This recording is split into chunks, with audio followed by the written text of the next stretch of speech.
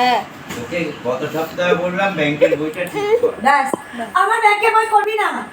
আমার ওইসব ব্যাংকে ট্যাঙ্কে রেখে আমি মরার সময় খাবো না। আমি যদি এখন থেকেই কাজ না খেতে পারি আমি ব্যাংকের টাকা লাগবে না। ওই চিটিং আছে ব্যাংকের কাছে রেখে আসি। চিটিং লাগবে ওই করে ওই ব্যাংকের টাকাও তুলে নেবে চিটিং লাগবে। ব্যাংকে এলআইসি করো ব্যাংকে এই করো কি হবে পুরো পয়সা দেবে নে তুই অসুস্থ কে আসবে নার্স আসবে একটা করে পদে ইংলিশ দেবে ব্যাংকে থেকে টাকাটা তুলে নিয়ে চলে যাবে। আমি তো তখন খেতে পারবো না উঠতে পারবো না পাহাড় দেখতে পারবো না সমুদ্র দেখতে পারবো না। ব্যাংকে আছে জমান আমার কি আছে ব্যাংকে আমার ভবিষ্যৎ।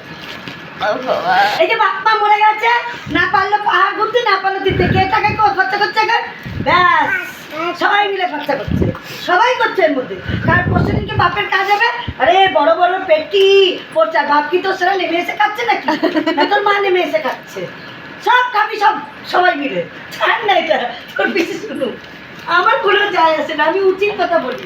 এই যে আমার বাপ মরেনি ব্যাংকে টাকাও রাখিনি আমার বাপই ভালো করেছে কারোর জন্য ভবিষ্যৎ করেনি। যাক সারা নিজে পাঞ্জাবি পরেছে করে পাঞ্জাবি পরেছে ঘুরে বেরিয়ে এসছে বউকেও দেখিনি ঠিক আছে এইরকম সারা বাপ হওয়া উচিত। আর এর বাপ মা সারা জন্ম ঘরে বসে বসে করে গেছে আর এইটা ছাড়া পিচাসের বাচ্চা নিজের টাকা রেখে মর ছাড়াকে